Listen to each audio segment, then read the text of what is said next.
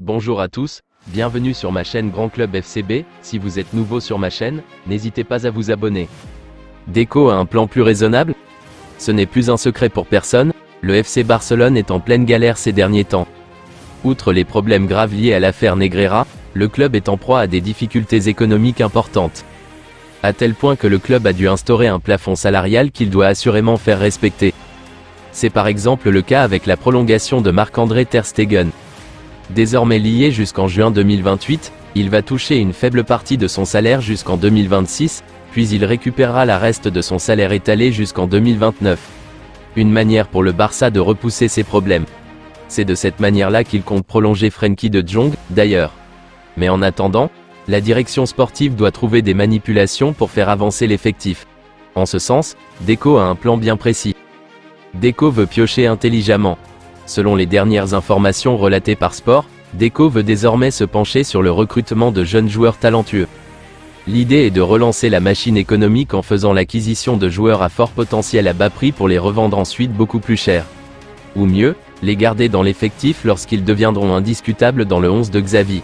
C'est d'ailleurs en ce sens que le FC Barcelone est particulièrement actif sur le marché brésilien. Une romance entre FC Barcelone et le Brésil pourrait renaître.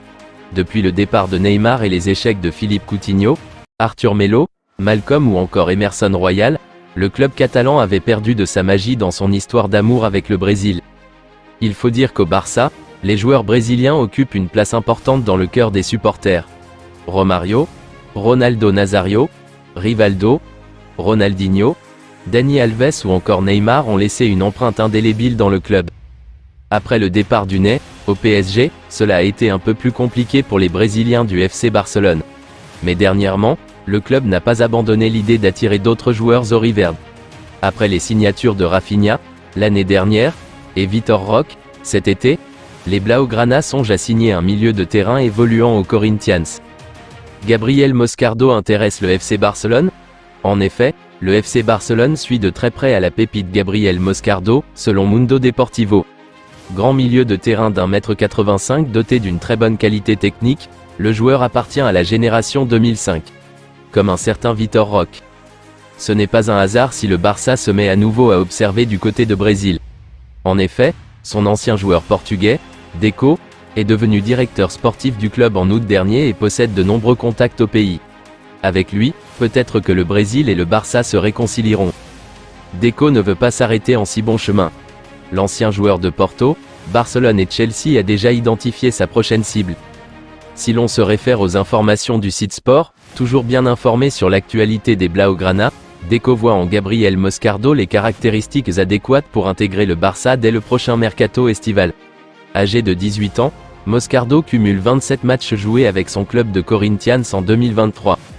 Positionné devant la défense, le natif de Taubaté présente un profil aussi élancé, 1,85 m, que technique, doté d'une bonne vision de jeu. En proie à des difficultés financières et empêtré dans le scandale de l'affaire Negreira, le Barça n'a d'autre choix que de se montrer malin sur le marché des transferts. Pour y faire, 3 solutions sont privilégiées. Recruter des joueurs libres, multiplier les prêts et devancer ses rivaux du vieux continent au moment de dénicher de jeunes talents sur d'autres continents. Je vous remercie d'avoir regardé ma vidéo, n'hésitez pas à vous abonner pour plus de contenu similaire.